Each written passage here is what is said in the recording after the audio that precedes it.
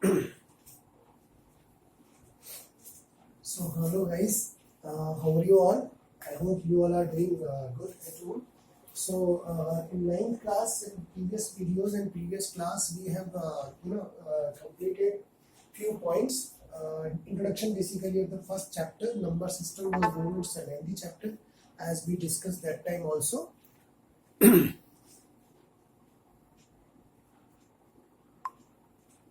As we discussed at that time also. So then today we are going to discuss basically two important points, and then after that the introduction part will be over of class 9 first chapter. Then we will move further exercise to exercise and question to question based on all the important topics and this discussion which we have completed in these 2-3 classes of videos. तो आज हम जो class 9 में एक topic discuss करने जा रहे हैं वो बेसिकली उसका नाम है एक्सपोनेंट्स ऑफ रियल नंबर. ठीक है, क्या नाम है? Exponents of real numbers. Real numbers क्या होते हैं ये अपन ऑलरेडी डिस्कस कर चुके हैं. Real number basically is the combination of rational और इरेशनल नंबर. माने जब हम रैशनल और इरेशनल नंबर को कंबाइन करके एक साथ करते हैं तो उसको एक रियल नंबर का नाम दिया जाता है. और वो रियल, अब यहाँ पर एक्सपोनेंट की बात आ रही है, मतलब रियल नंबर का एक्सपोनेंट की बात हो रही है. तो जो एक्सपोनेंट होता है, एक्सपोनेंट का मतलब हो गया पावर. जैसे अपन ने कई सारे क्वेश्चन ऐसे देखे गए होंगे कई बार, जैसे एक्स स्क्वायर लिखा हुआ है या एक्स पावर 3 कुछ तो भी लिखा है, तो इसको अपन बेस कहते हैं. This is called base and this is called exponent. इसको अपन एक्सपोनेंट कहें या इसको अपन पावर कहें, एक ही बात है. एक्स टू द पावर 2 कहते हैं इसको अपन कई बार, है ना. तो ये बेस हुआ और ऊपर जो पावर नंबर जो भी है उसको अपन एक्सपोनेंट कहेंगे. तो अभी भी अपन बात कर रहे हैं कि exponent of a real number. तो exponent of a real number का मतलब, जैसे अगर मैंने कहा कि x to the power a suppose, तो ये जो x है दैट इज बेस. ठीक है ना. And this is what? Exponent. This is exponent. a is exponent and x is base. तो हम यहाँ बात कर रहे हैं कि एक्सपोनेंट ऑफ रियल नंबर, माने ये जो बेस है that will be a real number. ये रियल नंबर है. और जो एक्सपोनेंट होगा वो कोई भी रैशनल नंबर हो सकता है, राइट. माने p अपॉन q फॉर्म का नंबर हो सकता है इन द पावर. तो हम क्या बात कर रहे हैं, अब हमारे सामने जो टॉपिक आएगा, जो प्रॉब्लम्स आएंगी वो बेसिक, इसमें हालांकि कोई बहुत ऐसा नया नहीं है. आपने पिछली क्लासेस में पावर और एक्सपोनेंट के कुछ रूल्स, कुछ फार्मूलाज देखे, ऑब्वियसली वो भी हैं. उसके एडिशनल में बस 1-2 पॉइंट और आएंगे जिसको अपने को आज अच्छे से देख लेना है. Then after that this topic will be clear. और ये बहुत वास्ट टॉपिक है, इसमें कई सारी वैरायटीज ऑफ क्वेश्चंस हमारे सामने आएंगे. ठीक है, थोड़ा सा अच्छे से ध्यान से समझ पाएंगे, समझेंगे इसको. देखिए, बहुत कॉमन सा रूल है जो अपन पहले भी पढ़ चुके हैं कई बार, like x to the power a into x to the power b. कभी हमारे पास दो बेस ऐसे हैं, x और x सेम है, मल्टीप्लाई है, पावर्स डिफरेंट है, then we can write x to the power a plus b. Remember what? ये आपने पिछली क्लासेस में भी किया है, नथिंग इज न्यू, किया है आपने कई बार, बहुत ही आसान है. तो अब इसमें x बेसिकली एक रियल नंबर होगा और जो एक्सपोनेंट है वो कोई तो भी रैशनल नंबर रहे होंगे, लेकिन प्रॉपर्टी सेम है, चाहे वो रियल हो या कुछ भी हो, प्रॉपर्टी तो वही की वही है. दूसरी अगर हम प्रॉपर्टी की बात करें, x to the power a divided by x to the power b, that could be written x power a minus b. क्या है? बिल्कुल. एक और प्रॉपर्टी हुआ करती थी, x to the power a, इसका अगर होल पावर b करते हैं then all the powers will be multiplied. Okay. एक और अगर इसमें हम बात करें तो कुछ ऐसा हुआ करता था, x to the power a into y to the power a. याद है? जिसमें x और y बेस टू जो रियल नंबर बेस है वो डिफरेंट है बट पावर्स आर सेम. तो हम ऐसे केस में क्या करते हैं, एक्स वाई को इकट्ठा कर देते हैं and then single time power लिख लेते हैं. बट तो ये चार हमारे पास मेन प्रॉपर्टीज हैं जो हम पहले भी कर चुके हैं, नथिंग इज न्यू, आपने पहले भी पढ़ा हुआ है. तो इसमें वही चीज है, बस केवल क्या हो रहा है, एक्स केवल यहाँ पर रियल नंबर आ गया और जो एक्सपोनेंट है वो रैशनल नंबर्स आ गए. बस इतनी सी बात है इसमें, बाकी कुछ भी ऐसा बहुत ज्यादा नया जैसा नहीं है. ठीक है ना. अब अगर इसके कुछ क्वेश्चंस करेंगे तो आपको थोड़ा सा ज्यादा क्लियर होगा. अब लेकिन जो एक नया बात अपन पढ़ना चाह रहे थे वो अपन को थोड़ा सा देखना है. जो फिफ्थ प्रॉपर्टी यहाँ पर आ रही है दैट इज न्यू, उसको अपन समझेंगे. क्योंकि अब यहाँ पर चूंकि अपन ने अगर इसको रैशनल नंबर की बात कही है ना, सॉरी, इसको a और b को रैशनल नंबर में कहा है, तो ये डिनोमिनेटर में नंबर आ सकता है. जब ये डिनोमिनेटर में आएगा तो थोड़ी सी हमें दिक्कत होगी। जैसे कि अभी तक नॉर्मली अगर अपन ऐसा लिखते थे x टू द पावर 3, तो बहुत ही आसान होता था कि x को हमने 3 टाइम लिख लिया। x की पावर 3 का मतलब x मल्टीप्लाई 3 टाइम्स, तो बहुत ही आसान था, इसमें कोई बहुत चक्कर नहीं था। लेकिन 3 की जगह अगर 3/2 हो, 3 की जगह अगर मैं ऐसा कह दूं कि x पावर 3/2 माने रेशनल, बिकॉज ए और बी अपन बात कर रहे हैं रेशनल नंबर होगा, तो अगर 3/2 आ गया तो ये तो b की फॉर्म आ गया। अभी इसको कैसे ओपन करेंगे, this is a problem actually. तो अब हम इसी टाइप की प्रॉब्लम को डिस्कस करना चाह रहे हैं कि अगर किसी बेस का पावर रेशनल है, p/q फॉर्म में है, हाउ टू सॉल्व दैट, उसको आगे हम कैसे बढ़ाएंगे, इस बात को अपन समझने की कोशिश कर रहे हैं। तो आप एक प्रॉपर्टी है, उस प्रॉपर्टी को पहले पकड़ेंगे और फिर इससे रिलेटेड थोड़ी सी क्वेश्चंस को, एग्जांपल्स को भी डिस्कस करेंगे। जैसे अगर x की पावर a/b होता है, for example x is a real number, a b obviously integer है, लेकिन a/b करेंगे तो एक रेशनल बन गया। इसको हमको लिख पाते हैं, जो x है बेसिकली, ये जो डिनोमिनेटर में मैंने q की प्लेस पर, p/q के प्लेस पर, इसको हम ऐसा रूट करें और b we can write here and this is a basically.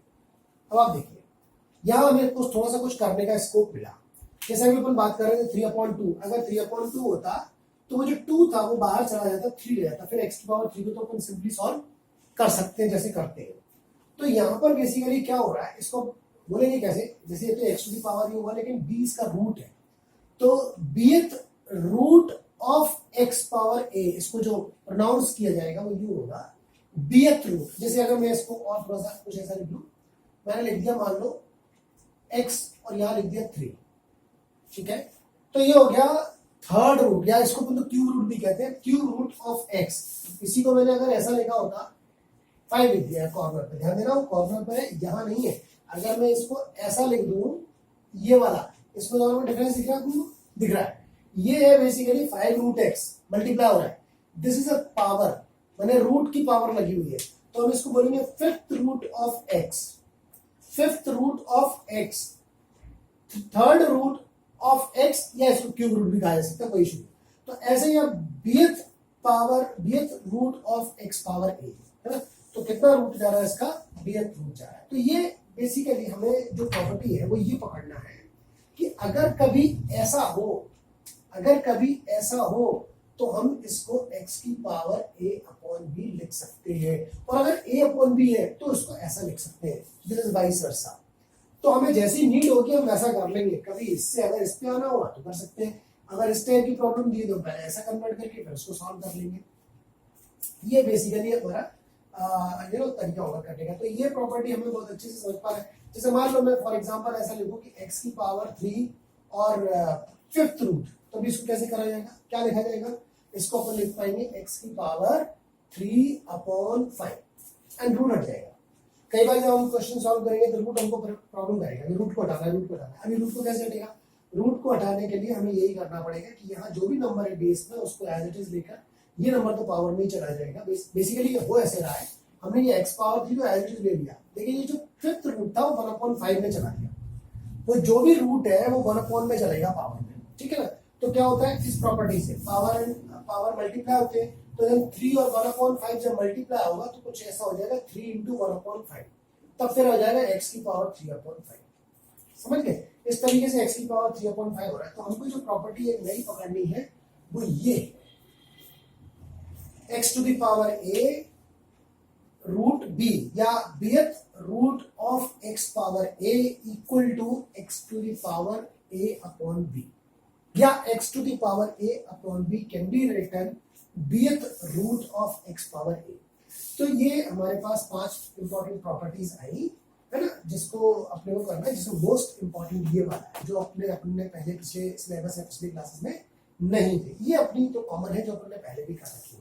तो ये बेसिकली थोड़ा सा इंपॉर्टेंट पार्ट आ गया। आप इसको चाहो तो पेन डाउन कर लीजिए, अपनी डायरी में नोट कर लीजिए कॉपी में, एंड देन इसके बेस पे एक दो थोड़ी सी प्रॉब्लम देखते हैं और एक नई कॉन्सेप्ट को और समझते हैं, ठीक है ना। ओके,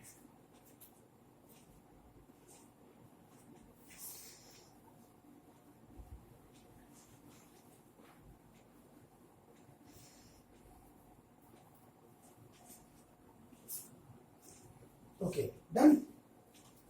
नाउ अब अब इसमें अपन एक और चीज थोड़ा सा देखने चल रहे हैं जो कि बहुत इंपॉर्टेंट है,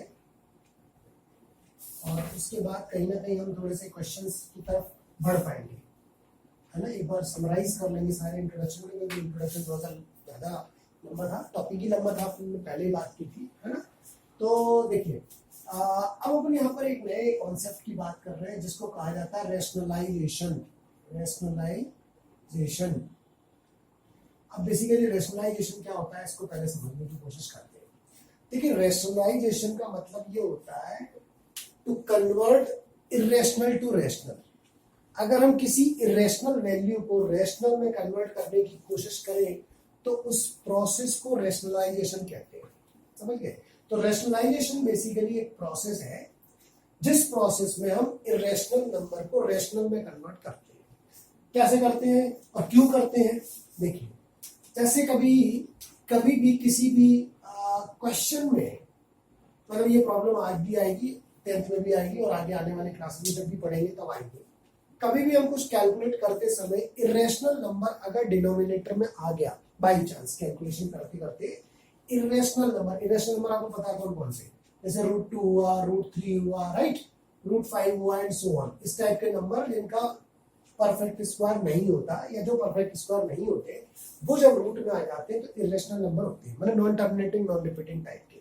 तो इरेशनल नंबर कभी भी अगर किसी नंबर के डिनोमिनेटर में आ जाए, जैसे ऐसा आ गया 1/√5 या मान लीजिए आ गया 3/√7 फॉर एग्जाम्पल, जब इस टाइप की प्रॉब्लम कभी भी फंसेगी या कभी भी कोई क्वेश्चन में हमें ऐसा कुछ दिख गया कि ये रूट डिनोमिनेटर में आ गया, हाँ अभी कभी रूट अगर ऐसा आ जाता √5/3 तो एक अलग बात थी, तो इतनी बड़ी समस्या नहीं है।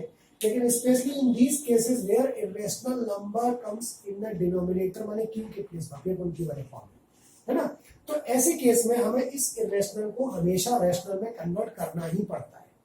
मैंने अब ये बता रहे हैं कि आखिर ये रेशनलाइजेशन की आपको जरूरत क्यों है। ये जरूरत तब पड़ेगी जब किसी भी क्वेश्चन में डिनोमिनेटर में इरेशनल नंबर आ जाएगा, तो उस डिनोमिनेटर के इरेशनल नंबर को हमको रेशनल में कन्वर्ट करना होता है, और इस इरेशनल को रेशनल में कन्वर्ट करने की जो प्रोसेस है उसको रेशनलाइजेशन कहते हैं, समझ गए आप। तो रेशनलाइजेशन एक प्रोसेस हो गई जिसमें डिनोमिनेटर में आए हुए इरेशनल नंबर को रेशनल में कन्वर्ट करते हैं। बहुत ईजी है, बहुत इंपॉर्टेंट है और बहुत ज्यादा यूजफुल भी है, बहुत ज्यादा अपने काम भी आता है। इस केस में हमें रेशनलाइजेशन की जरूरत नहीं है क्योंकि डिनोमिनेटर ऑलरेडी इरेशनल है, न्यूमरेटर इरेशनल है, तो क्वेश्चन कहेगा तो करेंगे, अदरवाइज इसकी बहुत ज्यादा जरूरत नहीं होती और क्वेश्चन शायद नहीं भी रहेगा, ठीक है। हमें इस टाइप की प्रॉब्लम्स को सॉल्व करना है। तब देखिए बहुत ही आसान बात है, जैसे मैं आपको एक एग्जांपल लेके चलते हैं अपन। जैसा कि बताया 1/√5 एक नंबर लिखा और कहा कि क्वेश्चन ऐसा होगा, rationalise the denominator of this number, ऐसा आएगा क्वेश्चन, रेशनलाइज द डिनोमिनेटर। तो जब डिनोमिनेटर को हमें रेशनलाइज करना है तो हम क्या करेंगे, जब सिंगल नंबर फंसेगा तो जो भी नंबर दिया उसी नंबर को हम न्यूमरेटर डिनोमिनेटर में मल्टीप्लाई कर दे अपनी साइड से। √5 and √5 we will multiply numerator and denominator both. √5 we will multiply numerator and denominator both.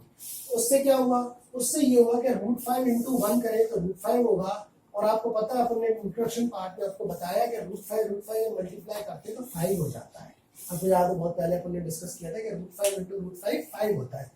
तो इस तरीके से देखो ऊपर √5 आ गया लेकिन डिनोमिनेटर में रेशनल बन गया।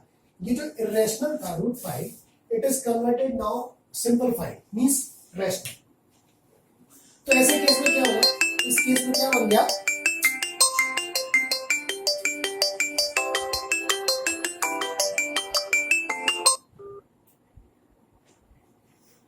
ठीक है। तो इस केस में क्या बन गया हमारा, इस केस में इरेशनल से इरेशनल में कन्वर्ट हो गया, ठीक है ना। तो ऐसे ही अभी अपन एक और एग्जांपल मैंने अभी आपको लिखा हुआ था कि 3/√7, इसको कैसे करेंगे, √7 we will multiply in numerator and denominator, माने जो नंबर है वही नंबर हम न्यूमरेटर डिनोमिनेटर मल्टीप्लाई कर, जब हम सेम नंबर को मल्टीप्लाई और डिवाइड करें तो इसकी वैल्यू पे कोई इफेक्ट नहीं पड़ा, वैल्यू तो नहीं है।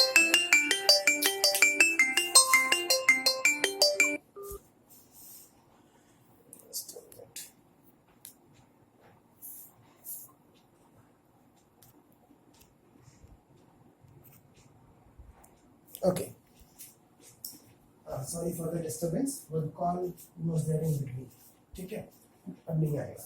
तो समझ गया। तो हमने क्या करना था, हमने √7 को ऊपर नीचे डिवाइड कर दिया, मल्टीप्लाई कर दिया उससे। तो क्या हुआ 3 इंटू √7, तो 3√7 ही होगा। ध्यान देना ये रेशनल है, इरेशनल है, कभी भी मल्टीप्लाई नहीं होता, ये ऐसे ही रहेगा, है ना। अपॉन √7 और √7 हो गया 7। एंड अल्टीमेटली भले ऊपर का नंबर या न्यूमरेटर इरेशनल में कन्वर्ट हो गया, लेकिन क्वेश्चन था रेशनलाइज द डिनोमिनेटर, तो हमने डिनोमिनेटर को रेशनलाइज कर दिया, बस that is a target. Now कभी कभी जरूरी नहीं है कि इसी टाइप का फॉर्म आ जाए। मान लो कभी ऐसा भी आ सकता है कि समझो ऐसा आ गया 3 + √2, ध्यान दो 3 + √2 आ गया। मतलब इस क्वेश्चन में फर्क दिख रहा है। इस क्वेश्चन में फर्क ये सिंगल नंबर दिया हुआ है, यहाँ बाइनोमियल टाइप का है, तो दो दीजिए काम 3 और √2। 3 तो रेशनल है लेकिन ये रेशनल है। अपने डिस्कस किया था प्रॉपर्टीज में कि एक रेशनल और इरेशनल को जब हम एडिशन या सब्ट्रैक्शन करते हैं तो रिजल्ट आता है तो वो इरेशनल होता है, ठीक है ना, वो इरेशनल होता है, तो ऑब्वियसली इरेशनल नंबर ये। अब कह रहा है कि इसको रेशनलाइज करो आप, तो रेशनलाइज ऐसे केस में जहां दो नंबर हमारे पास आएंगे, हम क्या करेंगे, हमें ये same number as it is numerator denominator multiply करना है, but we will change the sign of this middle one. मैंने हम 3 - √2 और 3 - √2 ऊपर नीचे मल्टीप्लाई करते हैं न्यूमरेटर डिनोमिनेटर, समझ रहे। इस केस में हमें कुछ भी चेंज नहीं करना था, जो नंबर था एज इट इज मल्टीप्लाई किया और रेशनल में कन्वर्ट हो गया। बट इस केस में जब हमें एडिशन या प्लस या माइनस ऐसा कुछ हो, या प्लस हो या माइनस हो, उस केस में हमें बस साइन डिफरेंट कर देगा, वैल्यूज वही लेंगे। 3 और √2 ही लिया, लेकिन प्लस था तो माइनस ले लिया, अगर माइनस होता तो it would be taken plus, opposite sign लेना है। अब अपोजिट क्यों लेना है उसकी भी वजह है, देखते हैं। ये 3 - √2 1 से किया तो आ गया 3 - √2। डिनोमिनेटर में 3 + √2 3 - √2 अगर हम देखें तो एक आइडेंटिटी है, आपने पढ़ी है अलजेब्रिक में, a + b a - b। क्या होता है बेटा, a + b a - b, a + b a - b होता है a² - b²। वही आइडेंटिटी यहाँ अप्लाई होने जा रही है, माने ये हो गया a + b a - b। a + b a - b को मल्टीप्लाई करते हैं तो a² - b² होता है। यहाँ a के प्लेस पर 3 दिख रहा है और b के प्लेस पर 2√2 दिख रहा है, तो हो जाएगा 3² - √2²। देखो जरा, तो 3 - √2 तो एज इट इज हुआ। नाउ 3² = 9, √2² = 2। √2² 2 होता है, डिस्कस कर चुके हैं अपन। √2² 2 होता है, जैसे √5 हो गया, ऐसे ही √2², √2 × √2 2 टाइम, तो √2 × √2 2, तो बचा 3 - √2 डिवाइडेड बाय 7, 9 - 2 7। देखिए रेशनल में कन्वर्ट हो गया। पहले क्या था 3 + √2 इरेशनल था, अब 7 आ गया सिंपल रेशनल में आ गया। तो इस तरह से हमें चेंज करना होगा। अगर डिनोमिनेटर में दो नंबर दिए, मैंने दो नंबर हो या 3 हो गए, तो 3 में भी हमको दो में डिवाइड करना पड़ेगा।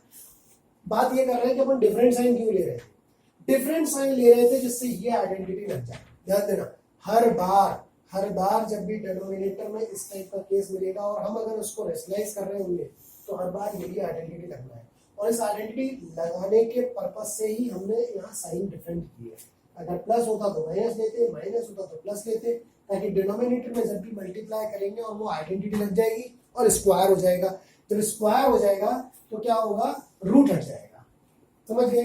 तो it is just an example. आप फटाफट इसको चला के नोट करते हैं और एक और एग्जाम्पल पे अपन बात करते हैं और इसके बाद ये टॉपिक खत्म हो जाएगा, है ना। फटाफट नोट कर लेंगे जल्दी।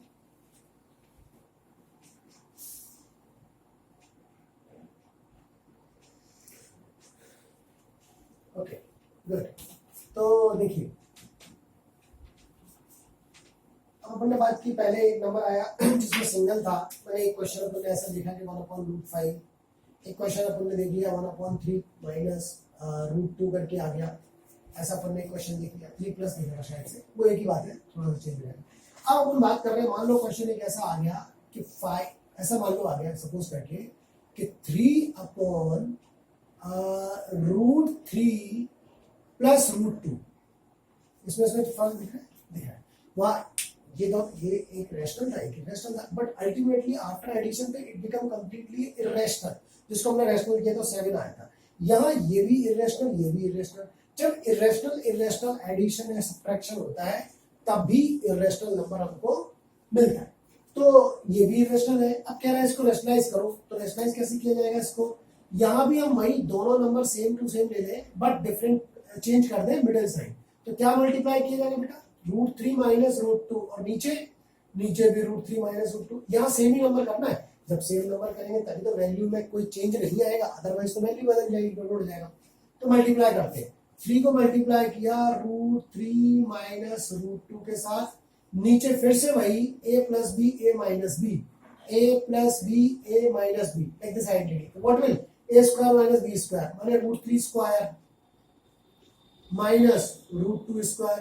तो √3 स्क्वायर मींस 3 और √2 स्क्वायर 2। इसको चाहो तो अंदर मल्टीप्लाई कर दो, वैसे कोई फायदा भी नहीं है, तो उसको ऐसे ही रहता है, ज्यादा अच्छा है।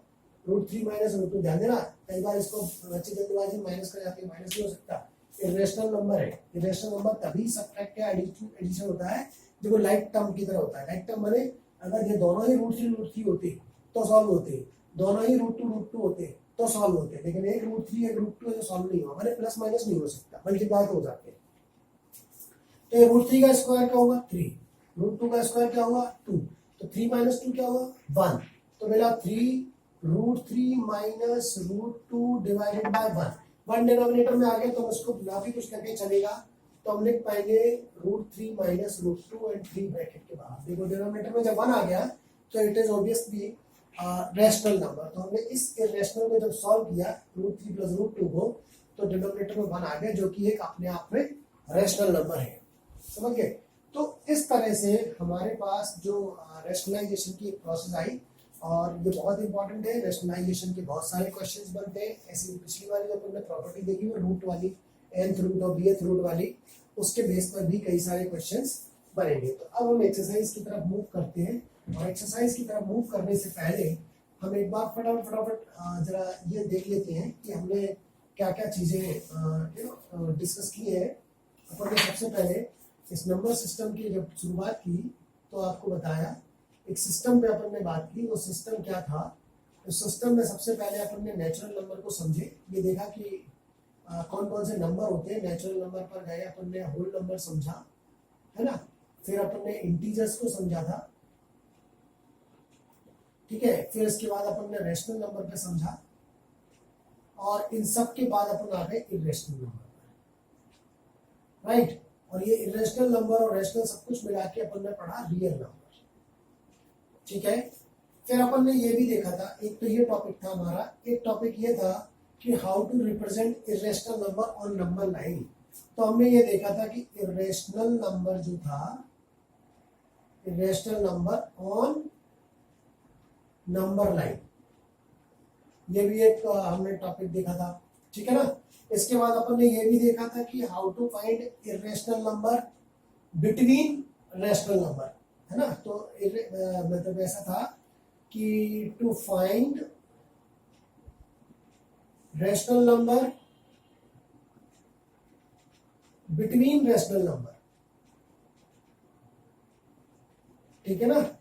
फिर ये भी है कि to find irrational number between rational number, ठीक है। तो ये निकल के आए क्वेश्चंस कुछ। फिर हमने ये देखा कि जो बार वाले नंबर होते हैं, माने रिकरिंग टाइप के नंबर, रिकरिंग देखा ना, प्योर रिकरिंग और मिक्स रिकरिंग। रिकरिंग को हमने किस फॉर्म में रिप्रेजेंट किया था? P/Q फॉर्म में, where Q not equal to 0, याद है? 0.3 और 1.234 जहां मिक्स रिकरिंग और प्योर रिकरिंग की बात की थी, और कहा था कि how to represent those recurring type या रिपीटिंग टाइप के number in the form of P/Q। ये भी अपन ने देखा था, है ना। इसके बाद अपन ने डिस्कस किया था प्रॉपर्टीज ऑफ, इसके बाद अपन ने देखा था properties of irrational number, right. इसके बाद अपन ने डिस्कस किया आज जो डिस्कस किया था अपन ने एक्सपोनेंट्स ऑफ रियल नंबर्स, ठीक है ना। ये जब अपन ने नंबर लाइन पे देखा था, दो मेथड देखे थे, याद हो आपको? एक पाइथागोरस वाले फिगर से देखा था, एक अपन ने देखा था रिकरिंग वाला मेथड, है ना। तो वो भी अपन ने डिस्कस किया था एक्सपोनेंट ऑफ रियल नंबर, और इसके बाद अपन ने लास्ट आज डिस्कस किया दैट इज रैशनलाइजेशन। तो ये हमारी पूरी समरी हुई इंट्रोडक्शन की। अब चाहो तो पिछले वाले वीडियोस को एक बार फिर से एक दो बार बार रिवाइज कर लेना, एक दो बार फिर से पढ़ ले, सुन लेना, देख लेना।